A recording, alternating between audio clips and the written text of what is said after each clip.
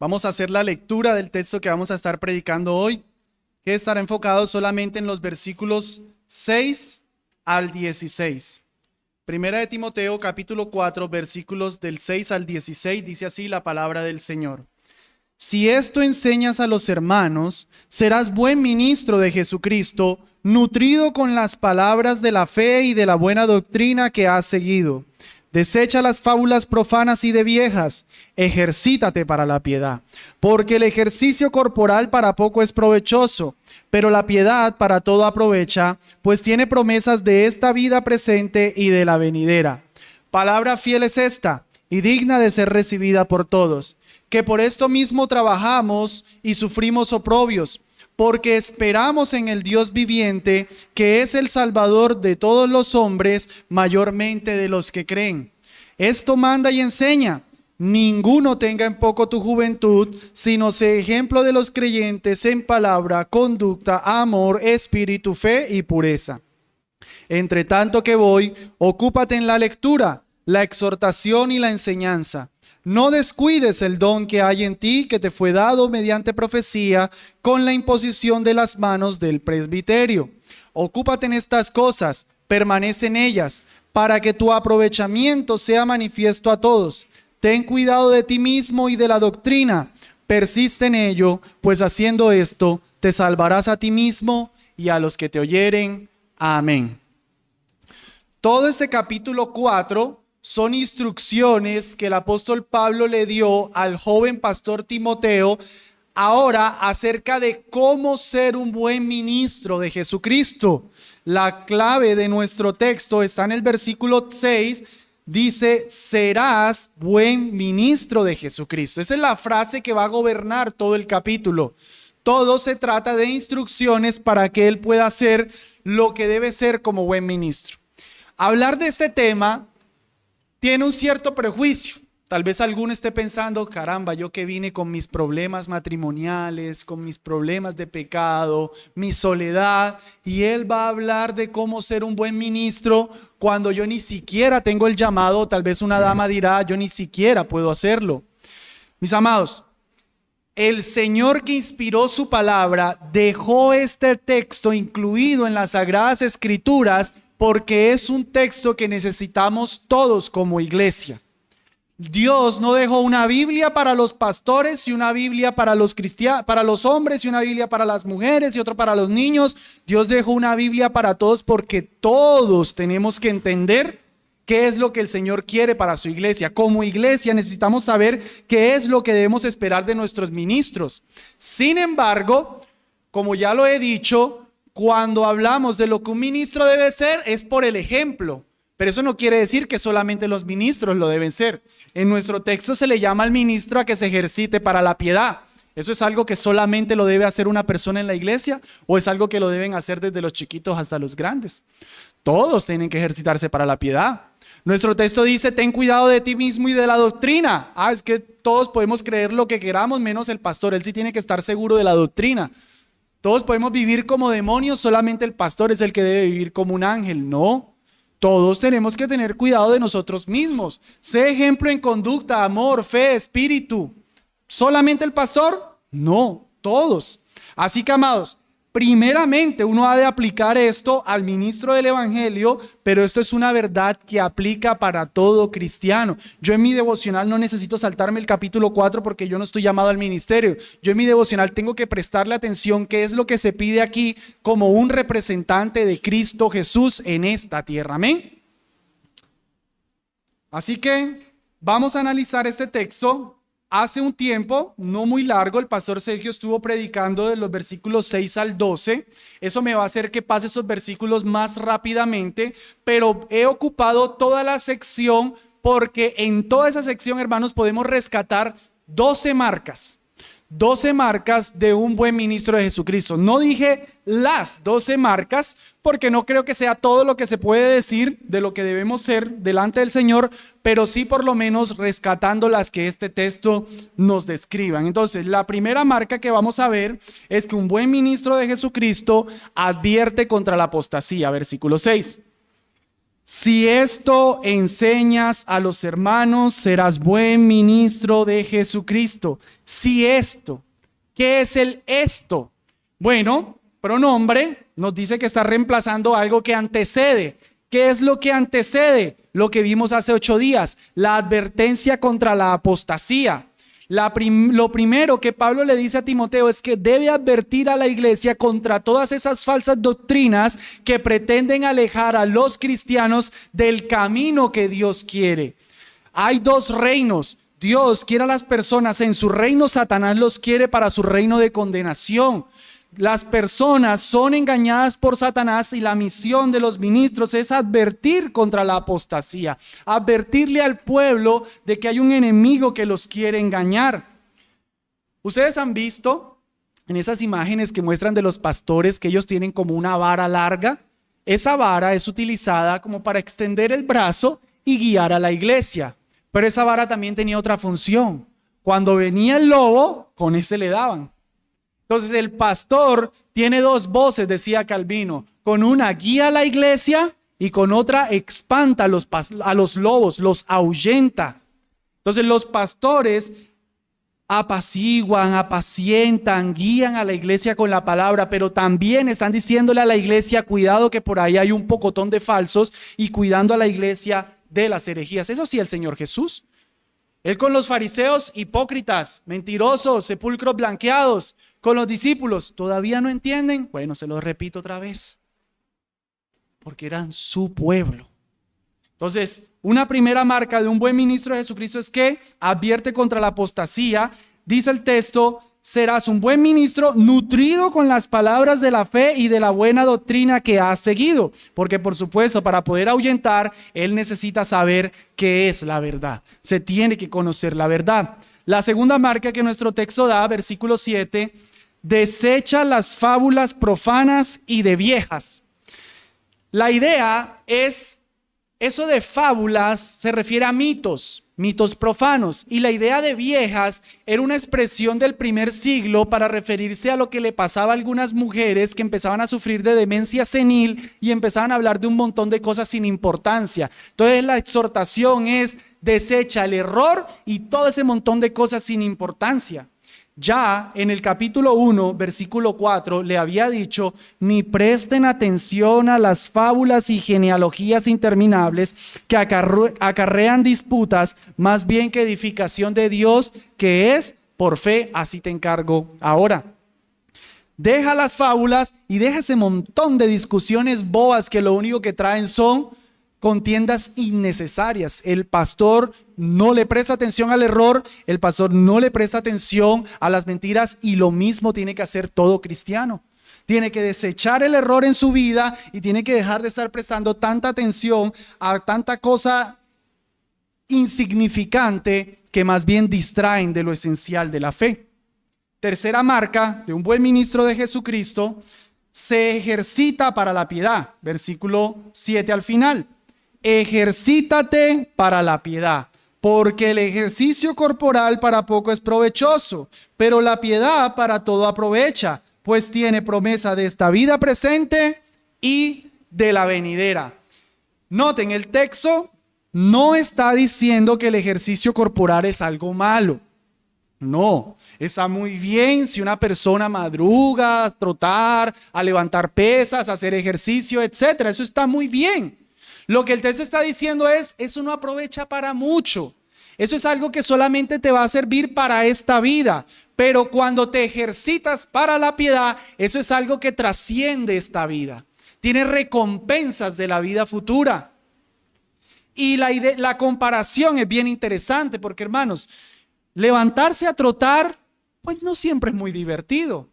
Hay sueño, hay cansancio, pero la persona por disciplina se levanta. Y la persona lo hace y se esfuerza. Así es la piedad. No podemos estar esperando: ay, qué alegría, hoy quiero leerme toda la Biblia. No, eso no siempre nos sucede. Hay días que no la vamos a querer leer. Hay que leerla. Hay días que no voy a querer orar. Hay que orar. Decía alguien: cuando no tengas ganas de orar es el momento de orar.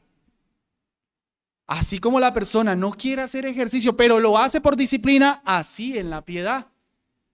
Si una persona se pone en un solo día y levanta 9 horas de pesa, al día siguiente no va a tener más músculo. Pero si la persona hace media hora diaria durante 15 días, seguramente que va a haber más resultado. Tú te puedes comer toda la Biblia en un solo día. Eso no te va a beneficiar tanto como que seas constante cada día. Cada día. Ejercítate para la piedad. Siguiente característica de un ministro de Jesucristo. Aquí mismo en el versículo 8 se nos da la otra característica. Cuando él dice, palabra fiel, versículo 9, palabra fiel es esta y digna de ser recibida por todos. Se estaba refiriendo a eso del ejercicio corporal, al ejercitarse, pero luego agrega que por esto mismo trabajamos y sufrimos oprobios porque esperamos en el Dios viviente, que es el Salvador de los hombres, mayormente de los que creen. El ministro de Jesucristo es esforzado. Él trabaja en la piedad porque sabe que tiene una recompensa futura. Y dice luego, por esto mismo trabajamos y sufrimos oprobios. Se está describiendo Pablo como un ministro que trabaja y sufre oprobios. No es posible desempeñar un ministerio si uno no quiere esforzarse. Si tú quieres servir a los hermanos en la iglesia, tienes que esforzarte, tienes que trabajar. Hay que hacer un esfuerzo físico. En el ministerio en particular, hermanos, hay que preparar sermones y el pastor no puede decir, ay hermanos, saben que estoy muy cansadito, ¿qué les parece si hacemos culto cada 15 días? O él no puede decir, ay hermanos, ¿saben qué? Me está quedando pesado el estudio bíblico en las mañanas, ¿qué pasa si lo quitamos y dejamos solo el culto? No, hay que preparar, hay que instruir a la iglesia, pero también hay que cuidar a la iglesia. No se puede decir, ay, los hermanos están teniendo muchos problemas, pero bueno, estoy tan ocupado que ellos vean, oraré por ellos. No, hay que cuidar a la iglesia, pero además hay que cuidar también a la familia. No puede enfocarse tanto en el ministerio que descuida a la familia, mucho menos un ministro, mucho menos un ministro. Nadie lo puede hacer, mucho menos un ministro. Hay que hacer un esfuerzo. Los ministros no son profesionales, decía John Piper, horario de 8 a 5. Le escribe la hermana a las 5:30 con tremendo problema. Ay, mi hermana, lo siento, ya me cerró el calendario. Nos vemos hasta la otra semana. No, un ministro no puede hacer eso. Hay que trabajar y hay que sufrir oprobios. Se tiene que estar preparado para sufrir. Si no se está preparado para sufrir, no se puede estar en una iglesia, no se puede servir en el ministerio. Pablo dice en 2 Corintios 12:15, y yo con el mayor placer gastaré de lo mío, y aún yo mismo me gastaré del todo por amor de vuestras almas, aunque amándoos más, sea amado menos. El ministro va a ser la persona a la que más van a criticar, porque es la figura pública. Él es la persona que nunca hace lo que todos quieren que se haga. Y es una persona que aunque ama, muchas veces va a recibir menos amor. Pero dice, no me importa. Yo los amo más, así ustedes me amen menos. Porque cuando se amonesta a un hermano se le está dando amor, pero lastimosamente lo que se devuelve muchas veces es menos amor. Ese texto mencionó algo que solamente me voy a detener como un pequeño paréntesis, no me interesa mucho analizarlo. Pablo dice que todo eso lo hacen con la esperanza puesta en las recompensas futuras. Los ministros hacen todo lo que hacen porque ellos no están sirviendo a los hombres, ellos no están sirviendo en el aquí y la ahora, sino que tienen su esperanza puesta en el Dios viviente, y aquí viene el paréntesis, que es el Salvador de todos los hombres, mayormente de los que creen. Este versículo no se refiere a que Cristo murió por todo el mundo, como se suele interpretar. Dos razones sencillitas de por qué no se refiere. Primero, dice Dios viviente, eso es una referencia al Padre. Si queremos decir que este versículo significa que Cristo murió por todo el mundo, tenemos es que decir que Dios el Padre murió por todo el mundo. Que Dios el Padre es el Salvador de todo el mundo, pero Dios el Padre no fue el que murió en la cruz. El que murió en la cruz fue Dios el Hijo. Entonces es una primera referencia. Dios viviente es al Padre, no a Jesús. Y lo segundo es que cuando habla de Salvador de todos los hombres, mayormente de los que creen. Pues esa referencia es rara. ¿Cómo así que Dios salva a todos, pero mayor a los que creen? O sea, ¿hay gente más salva que otra? Todos vamos para el cielo, pero unos más que otros. La referencia es rara. Lo que pasa es que la palabra salvador la hemos de entender como preservador. Dios es el que salva a todos en el sentido de preserva, cuida a todos, pero mayormente a los que creen. Dios hace salir el sol sobre justos e injustos, pero a sus hijos les da más, porque son los que han creído en Él. Cierro paréntesis. La siguiente marca de un ministro del Evangelio, versículo 11, esto manda y enseña. El ministro del Evangelio es una persona que, basado en la palabra de Dios, con toda autoridad, ordena a la iglesia a que haga lo que Dios dice que se tiene que hacer. El ministro del Evangelio no es una especie de gran consejero cristiano. Mis hermanos, ¿qué les parece si se siguen congregando? Ay, disculpen, qué pena con ustedes, ¿será que deja de fornicar? No, se da la orden porque Dios es el que da la orden. El ministro que no manda es tal vez porque no quiere sufrir, quiere caer bien. Ay, es que si le digo que está pecando, entonces de pronto me va a coger la mala. Pues sufro, aunque amándoos más, sea amado menos. Se tiene que amonestar, se tiene que hablar con toda autoridad. Sexta característica de un ministro del Evangelio, versículo 12.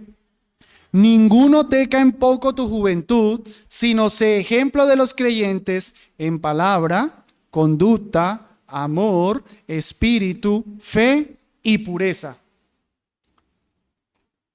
Esta es una orden un poquitico rara. Pablo le dice a Timoteo, ninguno tenga en poco tu juventud. Si yo fuera Timoteo, yo le diría, ay Pablo, ¿te parece si más bien le dices a la iglesia que no tengan en poco mi juventud? Porque ¿cómo hace uno para que otro no haga lo que no debería hacer? La idea es que no tengan en poco su juventud, pero eso es algo que hace la iglesia, no Timoteo.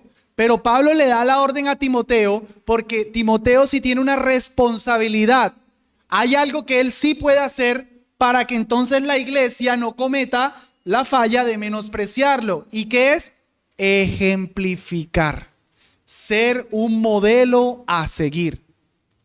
La sexta marca entonces es que el ministro del Evangelio modela, el ministro del Evangelio ejemplifica una vida íntegra.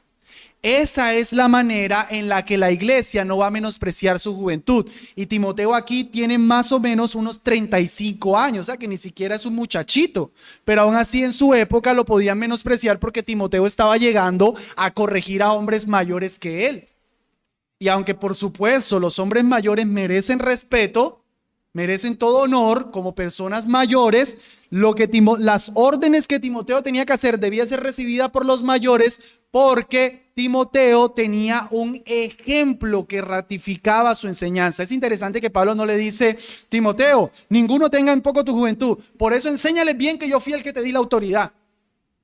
Dile que vienes de parte mía, Timoteo. No le dice Timoteo que nadie tenga en poco tu juventud, por eso estudia buena doctrina para que argumentes bien bueno contra ellos. No, Timoteo, para que no te menosprecien, ejemplo, en conducta, ¿cómo vives, Timoteo? En palabra, ¿cómo hablas, Timoteo? En amor, que se vea que amas a la iglesia. En espíritu, ahí donde no se ve, en lo secreto.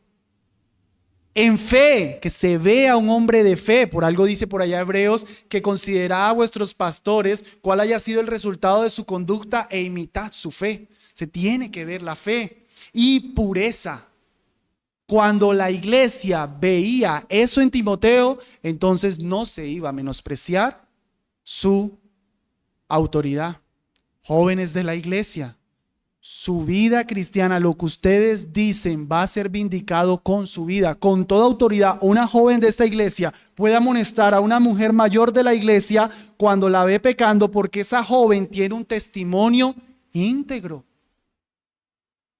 Más allá de saber la doctrina y de conocer el pecado es cómo estoy viviendo. La manera en la que yo vivo es la que vindica mi mensaje. Dice un popular dicho, lo que haces habla tan duro que no me deja escuchar lo que dices. Es fácil amonestar, es fácil decir qué hay que hacer, pero el testimonio es lo que da más fuerza a ese mensaje, es lo que vindica ese mensaje. El Señor Jesús mismo tuvo 33 años, dice Lucas. ¿Qué fariseo iba a menospreciar a Jesús con ese testimonio que él tenía? ¿Quién puede decirle al Señor Jesús, ay, que eres un muchacho? Nadie, con ese testimonio que tenía. En el versículo 13 se nos van a dar 3 marcas más. Vamos en la sexta, o sea, se nos daría la séptima, octava y novena. Dice, entre tanto que voy, ocúpate en la lectura, la exhortación y la enseñanza. Permítame hacer una pequeña precisión antes de ver cada una. Este ocúpate está enfatizando cada una. O sea, es ocúpate en la lectura, ocúpate en la exhortación, ocúpate en la enseñanza. Es la misma orden para las 3 acciones. Pero adicionalmente, cuando Pablo dice, entre tanto que voy, eso nos lleva a algo. Ese entre tanto que voy nos lleva al capítulo 3, versículo 14. Esto te escribo, aunque tengo la esperanza de ir pronto a verte, para que si tardo sepas cómo debes conducirte en la casa de Dios. Pablo le escribió a Timoteo con cómo debía conducirse en la casa de Dios y les dejó los requisitos de qué es lo que debía hacer en la iglesia mientras Pablo llegaba. Ahora le dice, entre tanto que voy, o sea que se conecta lo uno con lo otro. Esto que va a decir aquí, entonces no son cosas que el ministro hace en su vida personal, sino que son cosas que se hacen en la iglesia. Así que estas 3 marcas nos van a hablar de cosas que sí o sí deben realizarse en el culto público de adoración. Hermanos, esto refuerza nuestras enseñanzas del principio regulador de la adoración, que en la iglesia del Señor se hace solamente lo que Dios manda. Si Dios no lo mandó, aunque no lo haya prohibido, no se hace. Solamente lo que Dios manda. Y aquí tenemos 3 cosas que Dios específicamente manda y que tenemos que entender cada una por separados. Porque de pronto ustedes estarán diciendo, pues hermanos, eso es la predicación, porque cuando tú predicas, tú lees, tú exhortas y tú enseñas. Sí es cierto, eso sucede en la predicación, pero se están dando distintas porque son distintas cosas que se deben hacer en el culto. No es una sola en los 3, es una cada una por separado. Así que prestando atención entonces a la séptima, el ministro del evangelio se ocupa en la lectura. Quiero leer 3 versículos que nos van a mostrar cómo era un culto en una sinagoga judía. Y viendo cómo era el culto de una sinagoga judía, hermanos, vamos a ver la conexión con el culto cristiano, porque por si no lo sabían, el culto cristiano deriva de la sinagoga judía. Nosotros digamos que es la sinagoga judía evolucionando al culto que nosotros hoy tenemos. Y nada más que en Lucas 4:16 tenemos a nuestro Señor Jesucristo ocupándose en la lectura. Miren, vino a Nazaret, donde se había criado, y en el día de reposo entró en la sinagoga conforme a su costumbre, ojo que era una costumbre, y se levantó a leer. El Señor Jesucristo en un culto, en una sinagoga, leyó conforme a la costumbre. Hechos 13:15. Y después de la lectura de la ley y de los profetas, los principales de la sinagoga mandaron a decirles, es decir, a Pablo: varones hermanos, si tenéis alguna palabra de exhortación para el pueblo, hablad. Noten aquí, leyeron y después que leyeron, tienen exhortación, o sea que es cosas distintas. La lectura era una cosa, la exhortación era otra. Primero se cumplió con la parte de la lectura, ahora venía la parte de la exhortación. Y finalmente 2 Corintios 3:14. Pero el entendimiento de ellos se embotó, hablando de los judíos.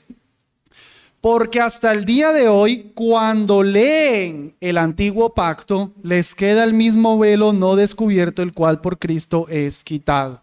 Ellos leen el antiguo pacto. Pero hermanos, no son solamente órdenes, requisitos que estaban en la sinagoga, sino que se pasaron a la iglesia también. Miren en Colosenses 4:16.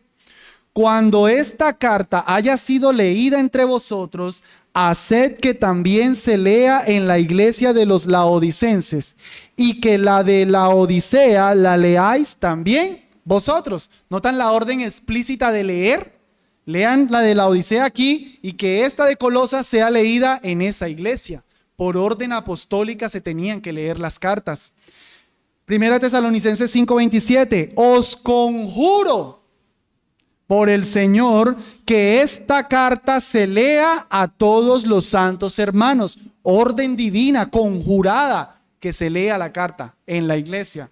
Y Apocalipsis 1:3, bienaventurado el que lee y los que oyen las palabras de esta profecía y guardan las cosas en ella escritas, porque el tiempo está cerca. Así que, mis amados, lo que les quiero demostrar es que es parte integral, necesaria, obligatoria del culto, la lectura pública de las Escrituras. Un buen ministro del Evangelio se ocupa que en la iglesia se lea la Biblia como algo aparte de la predicación. Amados, si tal vez habías visto que aquí en la iglesia se lee la Biblia y tú decías, bueno, no entiendo por qué haces, ya sabes por qué se hace. Es parte de la orden de Dios que la Biblia sea meramente leída. Sí, cuando se predica se lee, pero no, una lectura individual. Así era como sucedía en la sinagoga, así es como se manda en el Nuevo Testamento. De hecho, esas órdenes del Nuevo Testamento era como leer la carta de chorro, diríamos, de derecho, de una sola sentada. Es una orden del Señor que como iglesia es algo congregacional, leamos la Biblia. A mí me pasó que yo estaba en una iglesia sanita, una iglesia bíblica, pero no se tenía esto, no se leía la Biblia.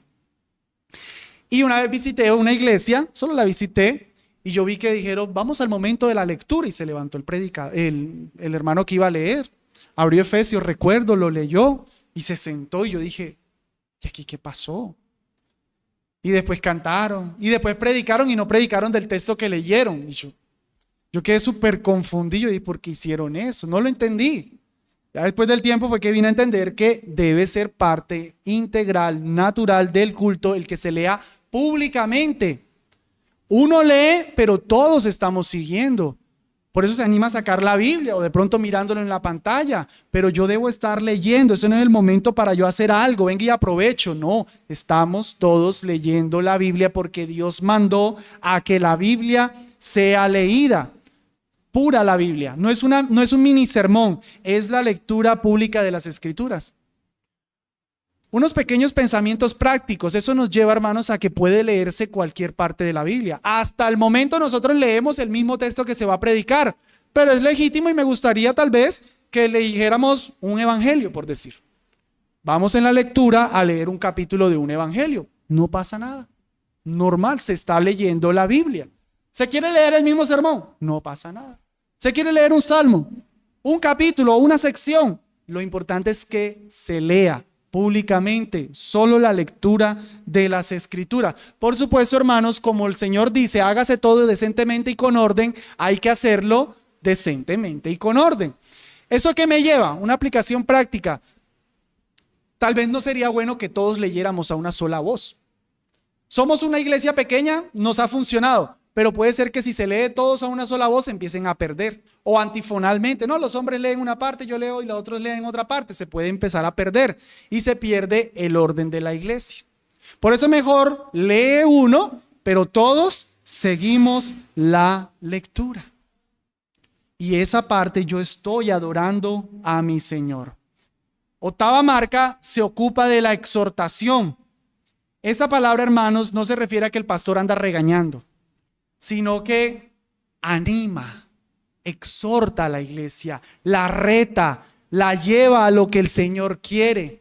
Me parece muy importante que la Biblia mencione esto, hermanos, porque esto nos avala las aplicaciones. Por eso los predicadores aplicamos la palabra, porque Dios quiere que la iglesia sea exhortada. Dios no quiere solamente que la Biblia sea leída. Dios quiere que se den exhortaciones. Que se diga, tienes que hacer esto a la luz de este mandamiento. Por eso hay veces antes de una oración se puede dar una exhortación a que estemos concentrados. Otras veces solamente se llega y se ora. O antes de un himno se da una exhortación, hermanos, cantemos con devoción, porque de pronto se está viendo falta de reverencia. Entonces son exhortaciones que deben suceder en la iglesia. Novena marca. Se ocupa en la enseñanza. Nuevamente, entenderlas por separado nos ayuda. Aquí está pensando en la instrucción. La iglesia, nosotros no venimos a la iglesia, hermanos, a simplemente cantar, a saludarnos. Nosotros venimos a la iglesia, entre las muchas cosas, a ser nutridos, a que se nos enseñe. Para leer la Biblia, pues la leo en mi casa. Pero yo vengo a que se me explique porque no entiendo muy bien la Biblia. Yo por un tiempo tuve dudas de por qué se predicaba. Yo decía, pero ¿por qué predican si se está utilizando ilustraciones y se hacen conexiones y comparaciones y se va al griego? Me parecía que la Biblia no lo avalaba, pero textos como estos y muchos más nos dicen que la Biblia tiene que ser enseñada, no solamente leída, enseñada. Por eso los predicadores tienen que gastarse tiempo estudiando para hacer claro el lenguaje, para dar a entender el pasaje de las Escrituras a la iglesia. El pastor ha de entender que hay muchos hermanos que están ocupados toda su semana en la oficina y que para eso Dios puso ministros, para eso Dios puso maestros, personas a las que les dio Dios la capacidad de entender las verdades para aquellos que Dios no les dio tanta capacidad. Tenía un amigo que se enojaba antes, cuando sabía que hermanos no sabían tanto. Y yo le decía, para algo el Señor puso maestros. No, pero es que todos deberían saber. Yo como si sé. Más bien estaba enojado que el Señor le estaba dando un don. El Señor le da capacidades a unos para que le enseñe a otros, para que instruya a la iglesia. Es parte esencial. De hecho, estas tres, hermanos, ya ahora sí tomándolas de pronto como una, nos muestran cómo la palabra de Dios es esencial en el ministerio. Hermanos, sin Biblia no hay nada. Sin Biblia somos un club. Todo lo que nosotros somos, lo somos por la Biblia. El pastor tiene que enseñar la Biblia. Él no está haciendo una cosa, uy, es que me está tocando durísimo, es que estoy enseñando todos los domingos. ¿Y para qué te traje? Decía el narrador. ¿Para qué te traje? Para enseñar. No estás haciendo una cosa rara, estás siendo un siervo inútil, diría el Señor Jesucristo, porque lo que te mandé, eso haces. Se tiene que enseñar la Biblia, se tiene que enseñar la palabra. Dice Timoteo, decía Pablo a Timoteo en 2 Timoteo capítulo 4 versículo 1, te encarezco delante de Dios y del Señor Jesucristo, que juzgará a los vivos y a los muertos en su manifestación y en su reino, que prediques la palabra, que instes a tiempo y fuera de tiempo, redarguye, reprende, exhorta con toda paciencia y doctrina. ¿Qué tal? Mire, te encarezco delante del Señor Jesucristo. Pablo, pasito. Miren nomás con la autoridad y con la vehemencia que Pablo le encarece a Timoteo predicar la palabra. Eso es una orden soberana del Señor. 10ª marca, el ministro de Jesucristo ejercita su don. Versículo 14. No descuides el don que hay en ti, que te fue dado mediante profecía con la imposición de las manos del presbiterio. El don, muy probablemente del que se está hablando aquí, sea la enseñanza, porque en el versículo 11 dice, esto manda y enseña.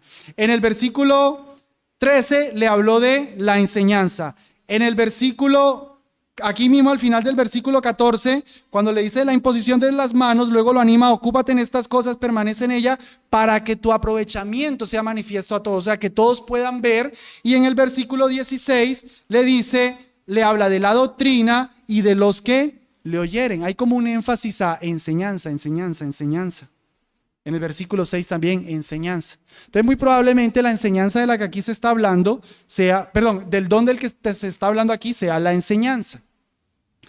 Pero también, o adicionalmente, se pudiera referir al oficio que él desempeña particularmente en la iglesia de Éfeso.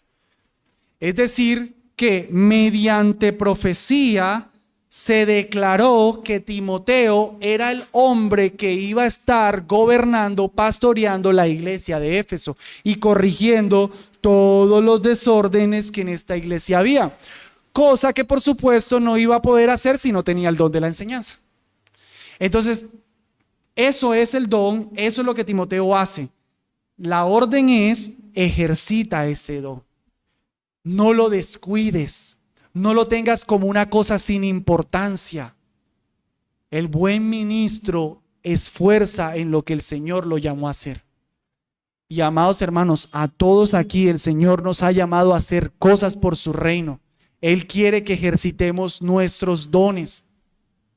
En medio de esta iglesia hay dones de dar, hay dones de servir, hay dones de presidir, dones de misericordia, dones de exhortación, dones de enseñanza. No descuides el don. No lo descuides. El Espíritu Santo te lo dio para la edificación de la iglesia. Sé fiel a tu llamado. En particular al ministro, no descuides. Enfócate en ese don. Siguiente característica, número 11, versículo 15. Ocúpate en estas cosas, permanece en ellas, para que tu aprovechamiento sea manifiesto a todos.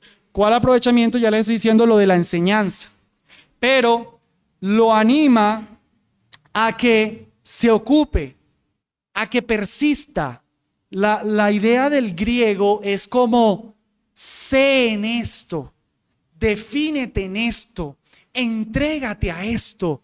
O sea que todo lo que se está diciendo aquí, ejercítate para la piedad, advierte, sé ejemplo, ocúpate en la lectura, y todo lo que se está diciendo aquí, le dice el apóstol, sé en eso, persevera en eso. O sea que no es una cuestión que el pastor hace cuando se siente emocionado. Unas veces sí, estoy entregado a la oración, a la piedad, otras veces no. No, es algo que lo hace siempre. Sé en esto, defínete en esto, entrégate con esto para que tu aprovechamiento sea manifiesto a todos. Es decir, para que todos aprovechen de ti. No, la idea no es para que tú aproveches, sino para que todos aprovechen de ti. Un pastor, un ministro que está entregado a lo que el Señor lo llama, la iglesia se va a empezar a ver beneficiada. Él empieza a hacer provecho para todos. La iglesia puede decir, gracias a lo que me enseña, gracias a su instrucción, gracias a su cuidado, nosotros estamos creciendo. Pero porque Él está perseverando en la palabra. Se tiene que evidenciar provecho. No necesariamente numérico, pero sí provecho. Yo les confieso que hace poco tiempo atrás, estuve bastante desanimado con esto. Y tuve dudas de mi llamado, incluso yo le decía, Señor, ¿sí me bendices? ¿O será que yo solamente estoy cumpliendo, predico, pero no pasa nada, Señor? Se lo compartí a mi esposita, ella me trataba de consolar. Pero estuve bastante desanimado un tiempo. Y hermano, fue tan bonito, no se imaginan, muchos me ministraron y yo no les comenté lo que me estaba pasando. Pero hermanas se me acercaron y me empezaban, hermano, qué bendición lo que me estás diciendo. Hermanos se me acercaban y me decían, mi hermano, he visto que me ha ayudado ese sermón. Me contaban de otro hermano que yo ni sabía que estaban dando fielmente en el Señor. Y así me empecé a enterar de cosas que estaban sucediendo en la iglesia que yo no veía. Pero que hermanos no se imaginan cuán grandemente eso me ministró, eso me animó tremendamente. Porque uno no lo ve, uno predica y uno no sabe qué pasa en la vida de los hermanos. Uno pastorea, pero uno no sabe qué pasa en la vida de los hermanos, pero el Señor va haciendo, el Señor va haciendo. Segunda de Timoteo 2:21 dice, así que si alguno se limpia de estas cosas, un montón de pecados, será instrumento para honra, santificado, útil al Señor y dispuesto para toda buena obra. Memoricen ese versículo. Mi amado hermano, mi amada hermana, si tú tienes dones, qué bendición. ¿Quieres servir? Qué bendición. pero el Señor utiliza instrumentos limpios. Al Señor no le sirven buenos predicadores, al Señor no le sirven buenas maestras, al Señor no le sirven grandes dones si esos no están siendo limpiados, si esos no son limpios. Enfócate en tu carácter para que tu aprovechamiento sea manifiesto a todos. Y en último lugar, la última de estas características, tiene cuidado de sí mismo y de su doctrina. Versículo 16. Ten cuidado de ti mismo y de la doctrina. Persiste en ello, pues haciendo esto te salvarás a ti mismo y a los que te oyeren. Noten que dice, ten cuidado primero de ti y de la doctrina. Lo que más hay que cuidar, otra vez, el carácter. Somos muy buenos para estudiar teología, es que yo soy reformado, yo sí sé lo que es la elección. Esos otros están equivocados. Y libros de la elección, y estudio de la elección, y prédicas de la elección, y chisme, y menosprecia a los hermanos, y pecados ocultos, pero ni tan ocultos. Ten cuidado de ti mismo y de la doctrina. Primero enfócate en ti. Mira tu carácter. Mira cómo estás andando. Nadie más sino Dios y tú sabe lo que hay en el corazón. Ten cuidado de ti mismo. Ten cuidado. Eres la persona más peligrosa para nosotros mismos somos nosotros. Ten cuidado de ti. Y la idea es seria. No es examínate. No. Ten cuidado. Mira, tú eres peligroso. Tú eres tan peligroso que puedes acabar contigo mismo. Ten cuidado de ti mismo. El Señor se enfoca en el carácter. Noten cómo en 2 de Timoteo, capítulo 2, versículo 2 dice: lo que has oído de mí ante muchos testigos, esto encarga a hombres fieles, carácter, que sean idóneos para enseñar obras.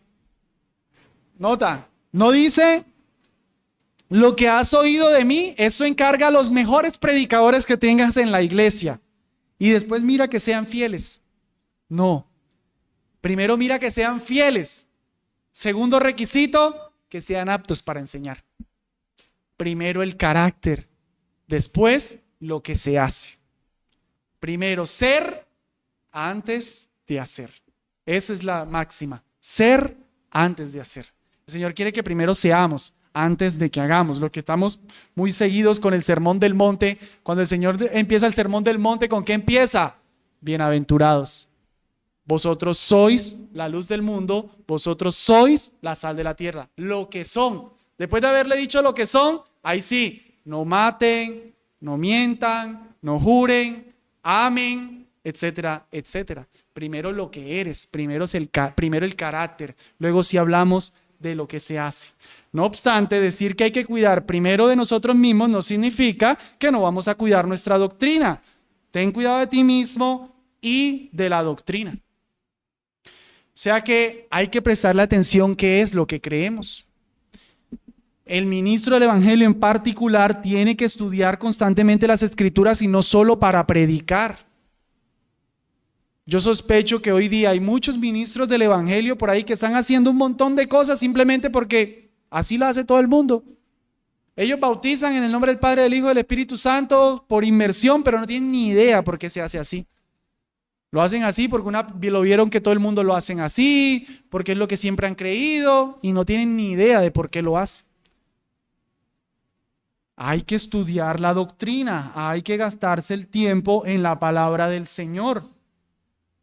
En ocasiones va a ser necesario suspender algunas actividades porque hay que profundizar más en la palabra del Señor. Él lo hace con diligencia, ¿lo notan? Ten cuidado de ti mismo y de la doctrina, persiste. Otra vez, no es ocasional, no es cuando se siente fogoso, persiste, Sé constante en el cuidado de ti y de la doctrina, porque si haces eso, te salvarás a ti mismo y a los que te oyeren. Esa salvación no es salvación del alma. No es que si haces eso vas a ir al cielo. No. La salvación aquí es entendida en un término situacional. Es decir, haz estas cosas porque o si no te va a ir mal. Te vas a salvar de muchos dolores. Una persona que no cuida de su propia alma, que no cuida de su doctrina, va a terminar metido en problemas, va a terminar en pecados escandalosos, va a ser traspasado de muchos dolores, dice la Escritura. Pero cuando yo vigilo mi carácter, cuando yo vigilo mi doctrina, yo estoy seguro, yo me salvo. Y dice, y a los que te oyeren. Bien dijo Santiago, no os hagáis maestros muchos de vosotros, sabiendo que tendréis mayor condenación, porque si el ministro no cree la verdad, va a enseñar mentira y va a condenar a todos los que los escuchan. Amados, si lo que yo predico en esta iglesia es falso, me estoy llevando a por lo menos 50 personas al error. Por eso hay que prestarle atención a la doctrina. Por eso es que no es tan bueno. Decía Spurgeon, si puedes huir del ministerio, huye. Porque es tener que enseñarle a personas lo que Dios dice y si no se dice la verdad, se está llevando personas a la mentira. Aún el mismo carácter. Dice Miguel Núñez, me encanta eso. Él dice, una iglesia jamás irá más allá de la espiritualidad de sus líderes. Si el líder es una persona santa, íntegra, él se vuelve un estándar. Y la iglesia quiere ser como él, eso es inevitable. Eso es inevitable. Pero cuando el líder es un liviano, mentiroso, pues la iglesia también es lapsa. Porque la iglesia busca imitar a sus pastores, el Señor diseñó así las cosas. Entonces, uno puede ver iglesias en las que se hace un montón de desorden porque al pastor le encanta el desorden. Como a él le gusta el desorden, él hace desorden en la iglesia y la iglesia lo sigue en su desorden. Como a él no le parece mal ciertas cosas de inmoralidad, entonces él deja que suceda la inmoralidad en la iglesia y en la iglesia hay inmoralidad. Ten cuidado de ti mismo y de la doctrina, pues haciendo esto te salvarás a ti mismo y a los que te oyeren. En conclusión, mis amados, hemos visto 12 marcas de lo que debe ser un buen ministro de Jesucristo y de lo que debe ser cualquier hermano y cualquier hermana de esta iglesia, reservando las particularidades para los ministros, para los pastores, pero cualquiera aquí. Hemos dicho, la repito, que se debe advertir contra la apostasía, se debe desechar el error y lo irrelevante, se ejercita para la piedad, es esforzado, manda con autoridad, ejemplifica, se ocupa en la lectura, la exhortación, la enseñanza, ejercita su don, evidencia progreso y provecho para la iglesia y se cuida de sí mismo y de su doctrina. Esto es lo que el Señor nos pide a todos los ministros. Esto es, hermanos, lo que ustedes deben esperar de mí y lo que con toda urgencia y autoridad deberían amonestarme cuando no lo ven. En una primera instancia me estoy predicando a mí, en una segunda instancia le estoy diciendo a ustedes, si no ven esto en mí, tienen que amonestarme. Tienen que amonestarme, tienen que animarme a hacer lo que el Señor quiere que yo sea. Pero a todos, en una segunda aplicación, tenemos que ser lo que aquí se nos dice. Y como siempre, amados, ver normas nos pone esa carga de pecado en los hombros y decimos, yo no puedo. No se olviden que los imperativos de la Biblia están basados en los indicativos de la Biblia. Lo que Dios nos manda hacer, nos los manda basado en lo que ya Él nos ha dicho que nosotros somos. Lo que tenemos que hacer imperativo lo hacemos en Cristo, pero lo hacemos por lo que Él nos ha indicado que somos en Cristo. Así que Él no nos está pidiendo una cosa rara, Él nos está pidiendo ser lo que Él ya ha puesto en nosotros. un nuevo corazón para andar como Dios quiere. Lo único que me debe hacer sentir frustrado aquí es si yo no soy cristiano. Si yo no he entregado mi vida a Cristo, es imposible que yo advierta contra la apostasía. Al contrario, estoy en apostasía, estoy en el error. Es imposible que me ejercite para la piedad. Eso es una pesa de 1000 kilos que jamás voy a poder alzar. Es imposible que modele, lo único que voy a modelar es pecado. Es imposible prestarle atención a la palabra. No tengo ningún don que ejercitar, no tengo nada, estoy pobre. El que no está en Cristo Jesús aquí, por favor no haga nada de lo que yo he dicho. Solo haga una cosa: arrepiéntete de tus pecados y cree en el Señor Jesucristo. Nada más. No te estoy pidiendo 12 cosas.